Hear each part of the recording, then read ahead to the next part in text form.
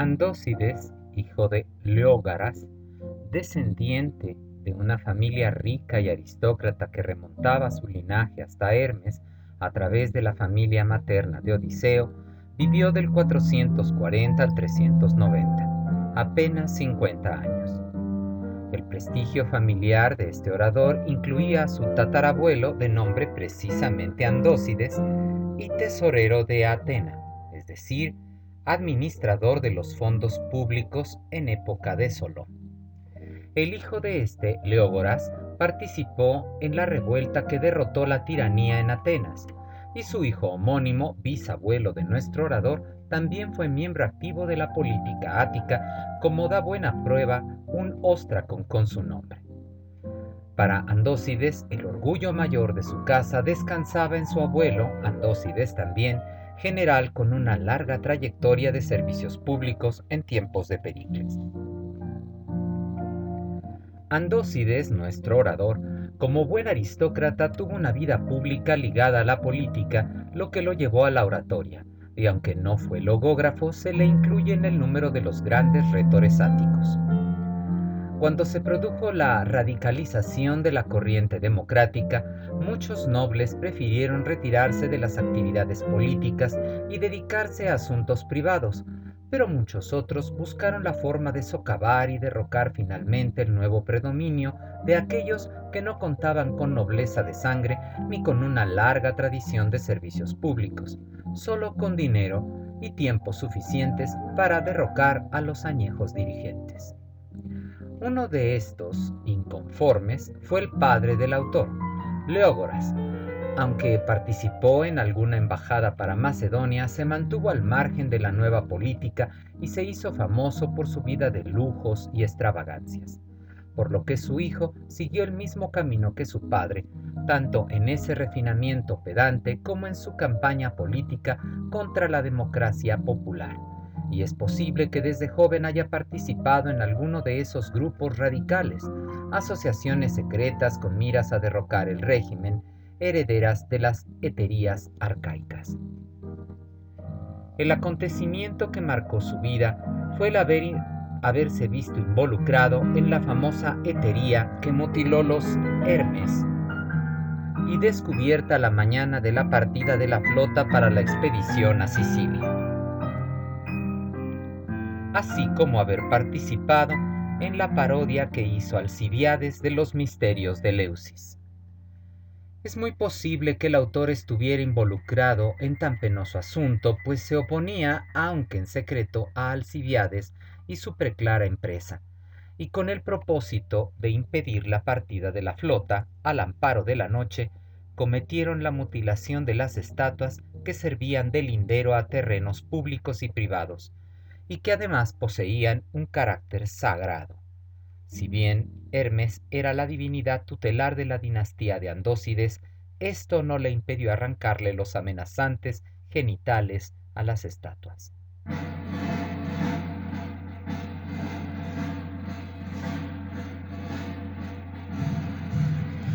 Luego de la sacrílega mutilación, el gobierno de Atenas, acicateado por los partidarios de Alcibíades, actuó con celeridad para dar con los responsables.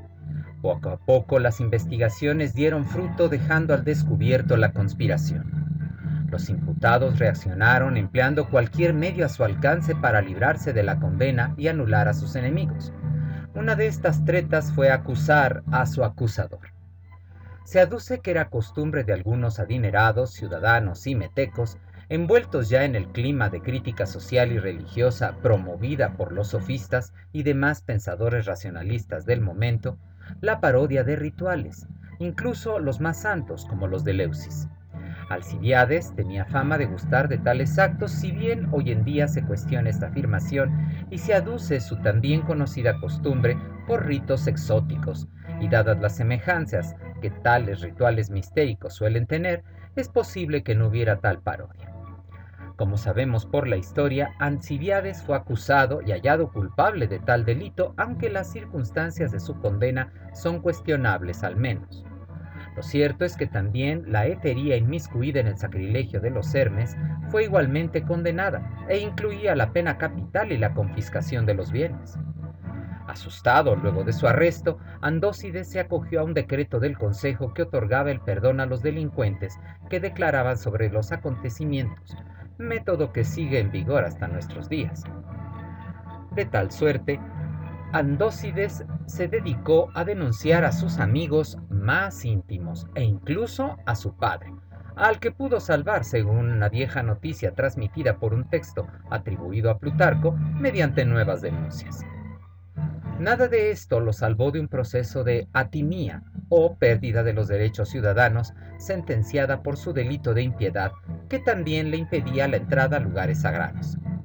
El asunto era peligroso, pues Andócides podía ser acusado de cualquier delito y no habría podido defenderse al no poseer el derecho, y más porque los tribunales eran también considerados sitios sacros.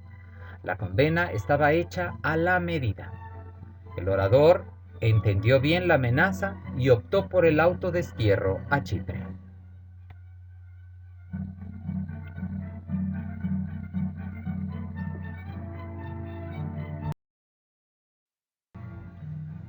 Sus buenas relaciones en el extranjero le permitieron ganarse la vida y de manera muy exitosa, en el comercio, por cierto. De nuevo parecía amparado por su viejo patrono Hermes. Pero la vida fuera de su patria era poco agradable. Por ello buscó la oportunidad de revocar la condena que pesaba sobre él. Intentó en vano regresar primero mediante una apelación directa a los 400 en el 411 a.C., cuando la sonada revuelta oligárquica. Pero la suerte le fue adversa, y al acudir a una reunión estuvo a punto de morir, y si se salvó fue gracias a que se acogió a la protección de los dioses. De cualquier manera fue apresado por orden de Pisandro y fue encarcelado. Con el retorno de la democracia al poder, Andócides fue liberado y se alejó nuevamente de Atenas, pero luego, por medio de su discurso del propio regreso, quiso recuperar sus derechos en el 406, incluyendo grandes promesas de ayuda a sus conciudadanos que se hallaban en un momento de crisis. Empero, no fue readmitido en Atenas. En el 404, gracias a la amnistía que promulgó un tal Patroclides, donde se concedió que los expatriados regresaran, Andócides quiso hacerlo, no quiso hacerlo, como tampoco lo hizo durante el gobierno de los 30 tiranos, cuyo principal líder, Critias, era familiar suyo por vía paterna. Sospecha Ramírez Vidal en ambas ocasiones se abstuviera dado el clima de inseguridad en que habría ocurrido su regreso. A propuesta de Tisameno en el 403 se constituyó un nuevo código y las antiguas leyes quedaron derogadas.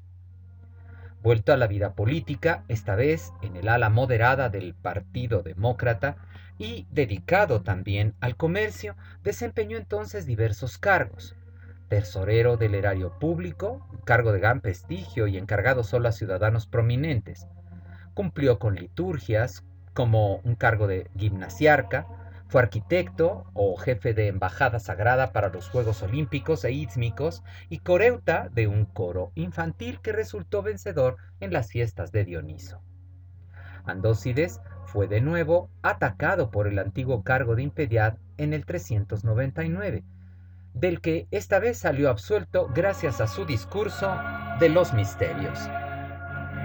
Fue uno de los embajadores a Esparta para tratar la paz con esta en el 391 y fue acusado de malograr los tratados y para defenderse redactó el discurso de la paz con los lacedemonios. Parece que fue condenado nuevamente al destierro en el 391, luego de que sobrepasó sus prerrogativas como embajador ante el gran rey y firmó la paz con este en detrimento de los intereses de los demócratas, por lo que fue nuevamente desterrado, cuando ya sobrepasaba la edad de 50 años. Ignoramos el lugar a donde marchó y se pierden datos biográficos en este asunto, por lo que desconocemos la fecha exacta de su muerte y si pudo, como hizo otro colega suyo en la embajada, volver finalmente a Atenas.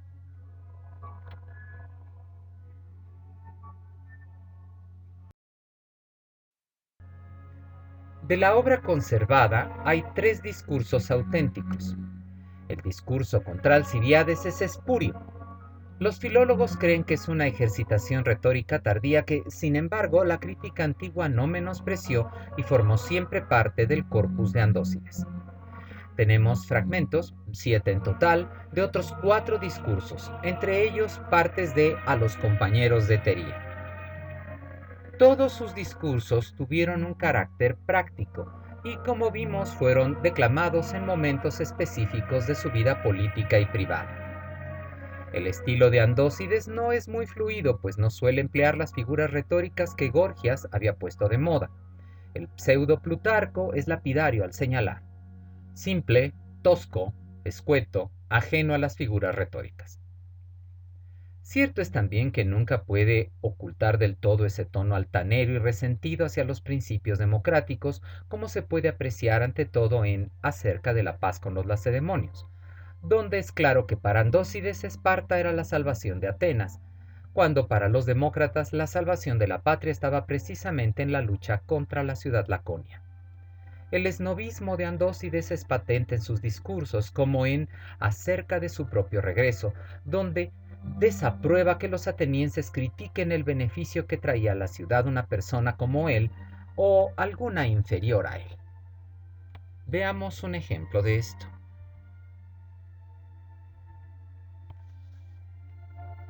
Ahora bien, casi todos podéis saber las cosas que por mí han sido realizadas para vosotros, pero las que haré y las que ya he llevado a cabo, 500 varones de vosotros, el consejo, lo saben en secreto, los cuales, con mucho, sin duda, parece que se equivocarían menos si fuera necesario que vosotros, habiendo escuchado algo de improviso, ahora tomarais una decisión. Estos en verdad, con respecto a las cosas comunicadas, las revisan en su tiempo libre y toman la iniciativa por ellos mismos, y si en algo se equivocan, tienen la culpa y una terrible reputación por parte de los demás ciudadanos. Para vosotros, en cambio, no hay otros que os puedan imputar una culpa, pues vuestros asuntos son discutidos y sentenciados justamente, bien o mal. Andócides siempre tuvo una actitud hipócrita con respecto a la democracia a la que vimos parece apreciar, pero en realidad despreciaba, como cuando trae a colación la oposición de su abuelo a la tiranía y la presenta como una inclinación al bienestar popular. El primer discurso, de los misterios, resulta el más destacado. Si bien extenso, muestra una fuerza notable en la argumentación y una hábil disposición de argumentos y testimonios. La verdadera trascendencia de sus discursos es que nos ofrecen datos sobre acontecimientos de la época que nunca han quedado completamente esclarecidos.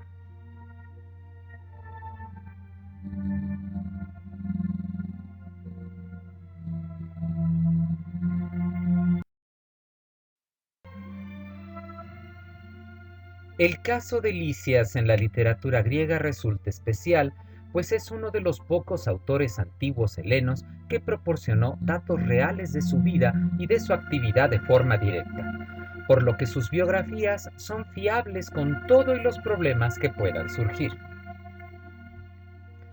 Lisias fue hijo de un siracusano, Céfalo, meteco en Atenas, por invitación expresa de Pericles, aunque desconocemos en qué año sería eso propiamente, y que fue también un exitoso armero de la ciudad, profesión que le produjo estupendos dividendos. La República de Platón, por boca del mismo Céfalo, que admite que su fortuna la había acumulado a la de su padre y con ello había alcanzado la de su abuelo, es una prueba clara. Y consistía dicha fortuna, aparte de los bienes, como 3 casas y la fábrica de armas situada en el Pireo, 120 esclavos, y otros más invisibles, como dinero o muebles, imposibles de calcular, por lo que se podría entender era el meteco más rico de Atenas. El propio Lisias da la suma de 70 talentos cuando ya habla de su propia fortuna.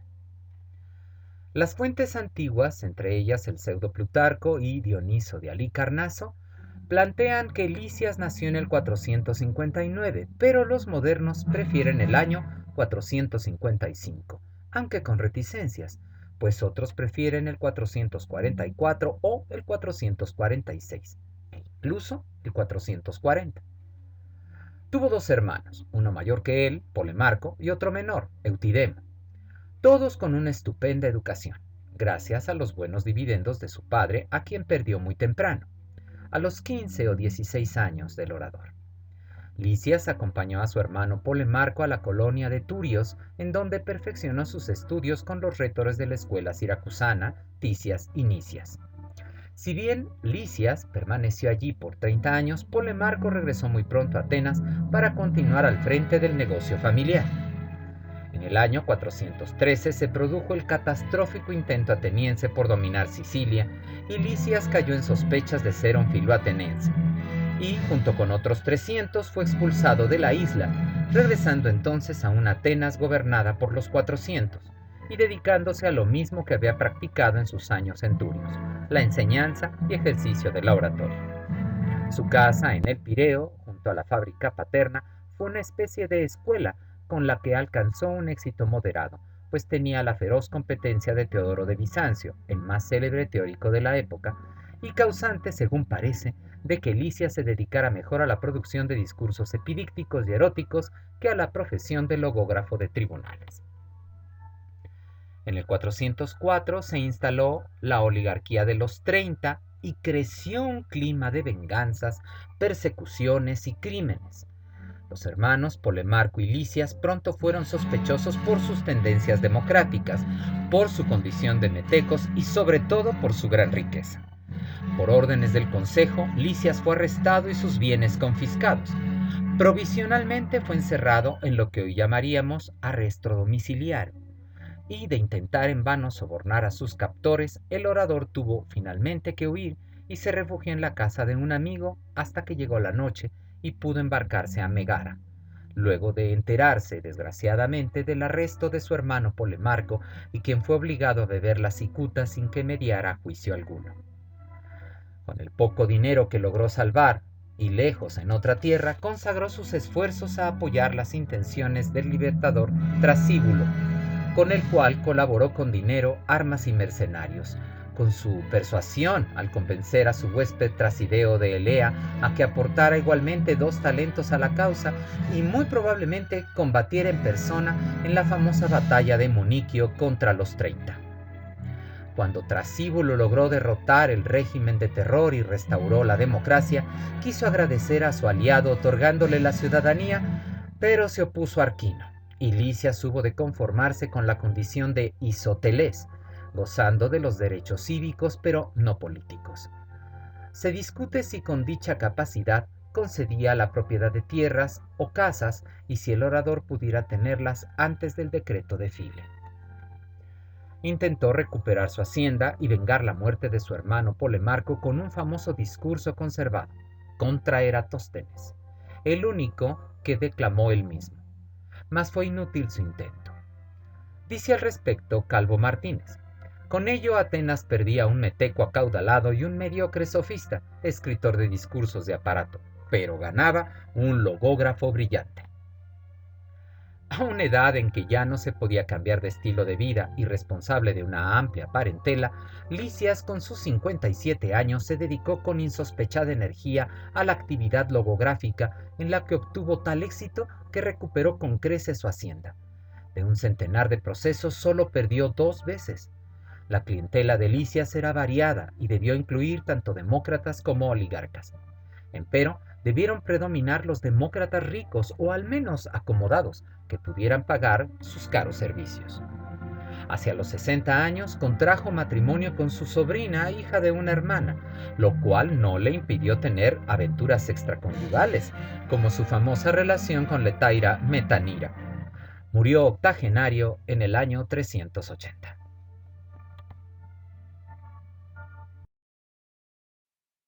Aparte de sus obras retóricas, sabemos que escribió discursos de otros géneros y 7 epístolas, aunque no se conserve nada de ellos. De los 425 discursos que se le atribuían, la crítica antigua solo consideraba auténticos 233. Nosotros conocemos 185 títulos, más 100 fragmentos breves, 3 discursos incompletos, el 22 al 24, que Dionisio de Halicarnaso nos ofrece como ejemplos de oratoria, y el llamado Corpus Lyciacum está integrado de 31 discursos. Casi todos los discursos que preservamos son de género judicial, excepto el 34, que es un discurso deliberativo nunca pronunciado y que versa sobre la propuesta de modificación a la Constitución ateniense. En el 33, la Olimpiaca es un panegírico en ocasión de las Olimpiadas del 384 para excluirlos de la celebración de la fiesta al tirano de Siracusa.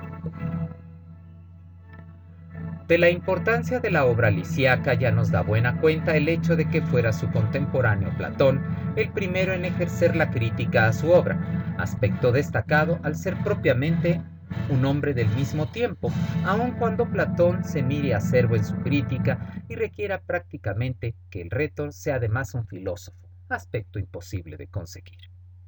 Aristóteles se ocupa poco o nada de Licias, aunque lo cita como creador del mejor cierre para un discurso, y no se detiene a darnos su nombre. Esta indiferencia del maestro hizo que sus discípulos del Perípato tampoco se ocuparan de él, y los herederos de esta escuela filosófica, los filólogos alejandrinos, continuaron con el desdén, limitándose un Calímaco, por ejemplo, a solo enunciar las obras que habían pasado bajo el nombre de Licias. Los autores aticistas de los periodos subsiguientes tienen opiniones encontradas. Algunos, como Teodoro de Gádara, continúan la crítica platónico-peripatética y aunque le reconocen cierta gracia y virtudes, al exaltar la figura de Demóstenes como la más sublime, dejan a Licias en un plano de autor menor. Empero, Cecilio de Caleacte no opina igual, y quizá la más detallada crítica antigua se deba a Dionisio de Halicarnaso, que le reconoce con aciertos claros, pero también con fallos e imperfecciones. Dionisio asegura que hay una pureza de expresión en el uso exclusivo de la lengua ática por parte de Licias, aspecto en que ningún otro lo superó. Está también la exposición de ideas a través de palabras adecuadas, coloquiales si se quiere, pero propias del momento, empleando rara vez un lenguaje figurado, por lo que nunca cae en un lenguaje ampuloso, sino uno más sencillo, pero nunca un vulgarismo. Prevalece la claridad en el lenguaje y en la materia misma. No se encuentran pasajes oscuros o que requieran de una interpretación. Posee concisión tanto en la expresión como en la organización de la materia, por lo que siempre resulta concentrado en sus pensamientos. Solo dice lo necesario y aunque pareciera dejar algo útil fuera, esto debe ser el resultado del cálculo preciso del tiempo del que disponía para el discurso y de las exigencias del que lo pronunciaba, y no una debilidad de invención. Dionisio le atribuye la invención de la densidad, que consiste en recoger los pensamientos y exponer las expresiones en forma redonda, que en su caso va unido a la economía y la sencillez, y no como en Demóstenes al rebuscamiento y la aspereza. Dionisio también lo considera con una virtud que él denomina verismo o viveza, enárguella, y en la cual fue Licias el más capaz de los oradores. De ahí entonces que conduzca a la verosimilitud, El oyente se deja arrastrar por la viveza de la descripción y no se plantea siquiera la necesidad de investigar la verdad de ello. Lisias poseía la habilidad de reflejar la naturaleza de los hombres y atribuirles a cada uno los afectos, costumbres y acciones que le correspondían, por lo que hoy lo entenderíamos como un creador de caracteres. Destaca también el rétor en la propiedad, es decir, lo que hoy denominamos etopeya, pues da consistencia a sus personajes. Finalmente, el más importante de sus rasgos estilísticos es sin duda la gracia charis, que se percibe no por la razón sino por los sentidos, como una obra plástica o una armoniosa sonata.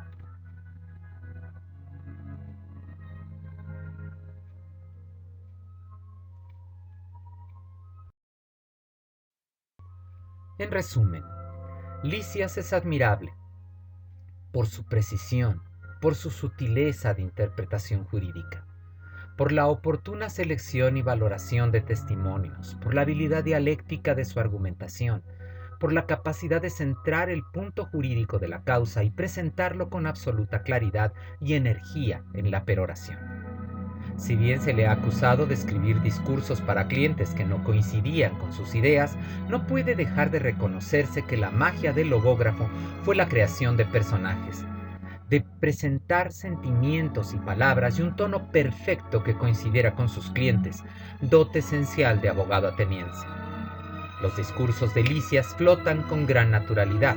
Son pocos los recursos retóricos empleados y la sencillez es su más preclara característica, misma que es fruto de un examen riguroso. Elegancia ática propia de un observador de la realidad que la sabe engarzar a la poesía que en ese momento triunfaba en los escenarios. Lisias tiene una pureza ática coloquial, no la pedantesca de un Tucídides o un Platón, sino la de su tiempo. Frases sencillas, alejadas de las turgencias gorgianas que Cecilio de Caleacte reconoce, al punto de considerar al orador como el más perfecto ejemplo del laticismo, como ya he mencionado. Lisias estaba interesado más en la claridad de conceptos y en la exposición de los hechos con un periodo pulido y conciso, llano en una palabra, que en la estilización que estaba de moda merced a los estudios sofistas. El estilo de Lisias tiene mucho de poético y se reconoce en la rareza y empleo ocasional de ritmos poéticos. Todo lo anterior nos revela a un gran escritor que sabe pintarnos paisajes de viveza extraordinaria, donde lucen sus personajes con una luz propia y adecuada, y esto con el mínimo de medios necesarios, y no obstante, con perfección de detalles que forman un conjunto perfecto. Señala Calvo Martínez que Lisias es el representante más importante del conocido como genus tenue, un orador que siempre mantiene una tesitura de fría elegancia sin el patetismo o el desmelenamiento de un Demóstenes, pero al propio tiempo sin alcanzar la grandeza de algunos pasajes de dicho orador. Son muchos los discursos donde se reconoce la maestría de la obra lisiaca. Tal vez de los más destacados sean el discurso tercero, sobre la disputa de dos amantes por un jovencito, narrado con una habilidad aristofánica, el discurso 12 sobre el asesinato de su hermano Polemarco, y el famoso discurso primero sobre el asesinato de Eratóstenes, muy probablemente el mismo de los 30, sorprendido en adulterio por Eufileto. Asevera Cantarella: es un admirable relato, respecto del cual se puede pensar solamente en el de un Maupassant, pero con el agregado de la piedad hacia el marido confiado y engañado, lo trágico de la sorpresa y la muerte en la noche.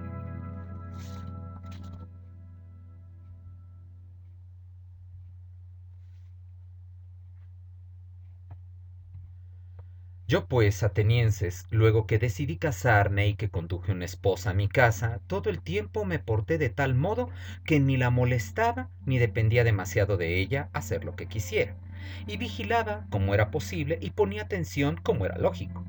Mas luego que me nació un hijito, ya no desconfié, y le entregué todas mis cosas, considerando que este era el mayor vínculo familiar.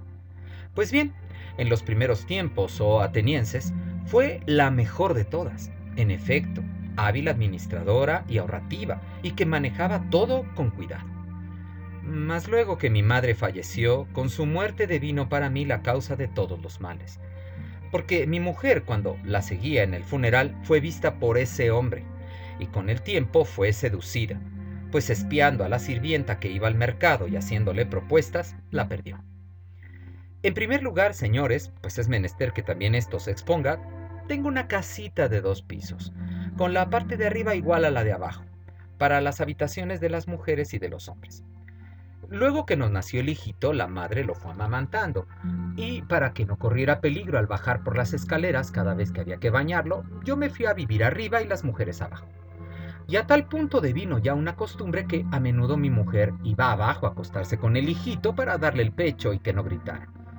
Y esto sucedió así por mucho tiempo, y yo no tuve jamás sospechas, antes bien, era tan inocente que pensaba que mi mujer era la más prudente de todas las de la ciudad. Avanzando el tiempo, señores, regresé inesperadamente del campo, y después de la cena el niñito se puso a gritar y a estar inquieto, molestado adrede por la sirvienta a fin de que hiciera esto, pues el hombre estaba adentro, porque más tarde me enteré de todo. Y yo aconsejaba a mi mujer que fuera y diera el pecho al niñito para que dejara de llorar. Ella primero no quería, como si estuviese contenta de haberme visto regresar después de un tiempo. Mas luego que me enojé y le ordené que fuera, dijo, sí, para que después tú acá tientes a la muchachita. Pues ya antes ebrio intentaste atraerla. Y mientras yo me reía, ella se levanta y al irse cierra la puerta con llave. Yo, sin pensar en nada de esto y sin sospechar, me dormí contento como uno que regresa del campo.